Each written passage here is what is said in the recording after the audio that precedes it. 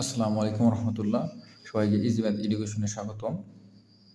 আমরা আজ সপ্তম শ্রেণী অনুশীলনী 6.1 অর্থাৎ বীজগণিত ভগ্নাংশ অধ্যায় 6 থেকে অনুশীলনী 6.1 ভগ্নাংশ, সমতুল্য ভগ্নাংশ এবং ভগ্নাংশ লঘুকরণ এ নিয়ে আলোচনা করব।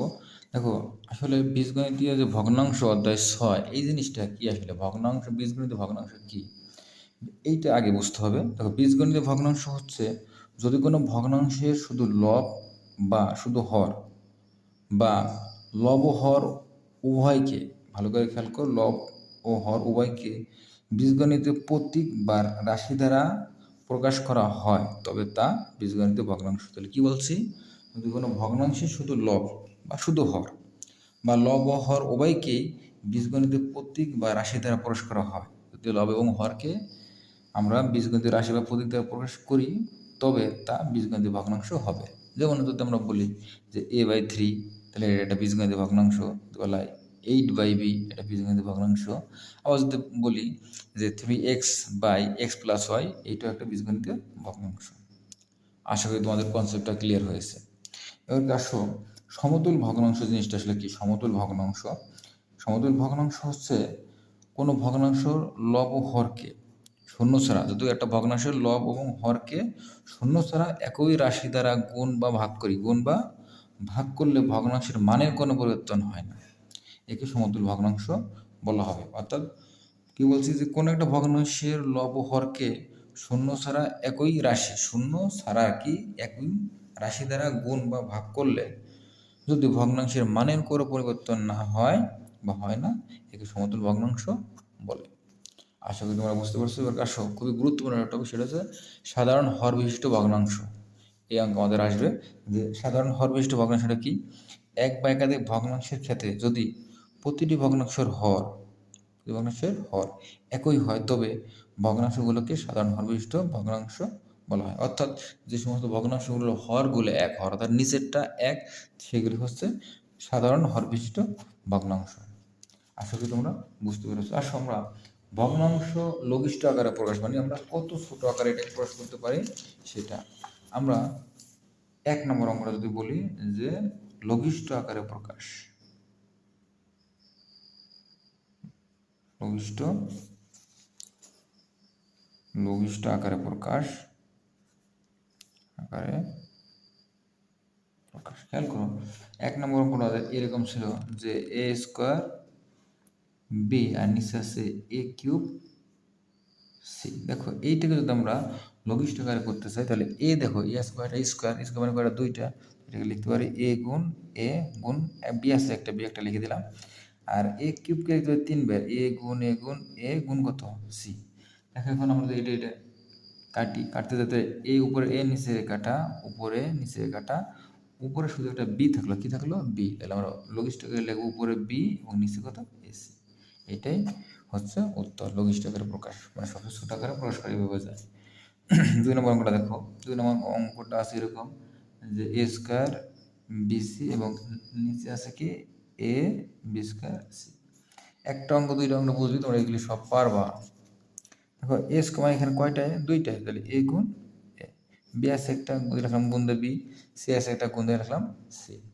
আবার দেখো, a আছে একটা লিখছি, b² b কয়টা হবে, দুইটা, কয়টা, b গুণ b, আর c আছে কয়টা, একটা। এখন দেখো যে কোনটা কাটাকাটি যায়, আমরা এই c কাটতে পারি, এই b কাটছি, a কাটছি। উপরে কি থেকে যায়, উপরে শুধু একটা a থাকে, কি থাকবে, a। তাহলে উপরে a নিচে b, এটা হচ্ছে লঘিষ্ঠ আকারে প্রকাশ। আশা করি তোমরা বুঝতে পারতেছো। দেখো, 3 নম্বর অঙ্কটা যদি আমরা করি, 3 নম্বর আছে x³ y³ এবং z³ নিচে কি আছে, x² y² এবং z²। এই সেম টাইপের অঙ্ক, যেহেতু আমরা বলছি এই কিউব মানে 3 বার গুণ, তাহলে x গুণ x, আর y 3 বার গুণ y গুণ কত হবে, y, z 3 বার গুণ z গুণ z। এটা কয়েকটা ভাবে যে যার মধ্যে সেভাবে করতে পারো। x² মানে x গুণ x, y² মানে y গুণ y, আর z² মানে লাগে z গুণ z। দেখো এক্স এক্স কাটা যাবে, ওয়াই দুইটা যাবে কাটা, জেড দুইটা কি যাবে কাটা। থাকলো কি দেখো উপরে এক্স আছে কয়টা, এই একটা এক্স আছে, তাহলে উপরে একটা এক্স লিখবো, একটা ওয়াই আছে লিখলাম একটা ওয়াই, এবং জেড আছে কয়টা, এই একটা জেড। আর নিচে কোনো কিছু নেই মানে কি এক, এই আর এক তো নিচের এক থাকি, তো আমরা লিখতে পারি যে এক্স ওয়াই জেড। এইটা হচ্ছে নির্ণয় লঘিষ্ঠ আকারে প্রকাশ। আশা করি বুঝতে পারছো। আসো আমরা 4 নম্বর অঙ্কটা করার জন্য চেষ্টা করি। 4 নম্বর অঙ্কটা আছে আগে এক্স স্কোয়ার যোগ এক্স আর নিচে আছে এক্স ওয়াই প্লাস ওয়াই। দেখো এইটাকে আমরা উপর থেকে এক্স কমন নিতে পারি। কি কমন নিতে পারি? এক্স। যেমন এক্স কমনে থাকবে এক্স প্লাস ওয়ান। এখানে যদি এক্স কমন নেই, একটা এক্স কমন নেই, এখানে তাহলে এক্স থাকবে, আর এক্স যদি কমন নেই ফেলছে এখানে কি থাকলো ওয়ান, এক থাকলো। ঠিক একইভাবে নিচেরটা থাকবে ওয়াই কমন নেই, তাহলে কি থাকবে এখানে এক্স থাকবে, এখানে কত ওয়ান, তাহলে x plus one x plus one ওর নিচে কাটা যাবে, তাহলে কি থাকলো এক্স বাই ওয়াই। এটা হচ্ছে নির্দিষ্ট, এটা হচ্ছে আমাদের লঘিষ্ঠ আকারে প্রকাশ। এইভাবে যতগুলো অঙ্ক আছে সবই তোমরা পারবা। আমরা এখন একটা অঙ্কে যাব, সেটা হচ্ছে চারপাশ পারবা। আমরা একটা অঙ্কে যাই, 6 নম্বর অঙ্কটা। 6 নম্বর অঙ্কটা হচ্ছে এরকম যে 2a minus 4ab by 1 minus 4b square. দেখো উপরটা থেকে আমরা যদি 2a কমন নেই, তাহলে এখানে থাকবে 1 আর এখানে থাকবে কমন নেওয়া তো ভাগ দেয়া, 2a কমন এখানে থাকবে কত 2b। আর নিচে একটা সূত্র আমরা তৈরি করতে পারি যে 1 মাইনাস 4b স্কোয়ার লিখতে পারি 2b এর উপরে স্কোয়ার। উপরে যা আছে তাই বসাবা a, আর এটা লিখতে পারি 1 মাইনাস 2b। এখন দেখুন নিচেরটা a square minus b square সূত্র হয়ে গেছে। আমরা মনে আছে তোমাদের এ স্কোয়ার, অর্থাৎ এ স্কোয়ার মাইনাস বি স্কোয়ার সূত্র হচ্ছে এ প্লাস বি ইন্টু এ মাইনাস বি।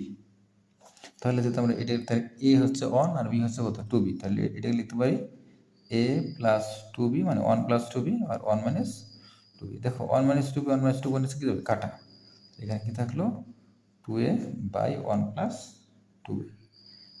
এটাই আমাদের লঘিষ্ঠ আকারে প্রকাশ হলো, এটাই আমাদের অ্যান্সার। এই ধরনের অঙ্কগুলো পাওয়ার জন্য আমার চ্যানেলকে সাবস্ক্রাইব করো এবং লাইক এবং শেয়ার করার মাধ্যমে অন্যকে দেখার সুযোগ করে দাও। সবাইকে ধন্যবাদ।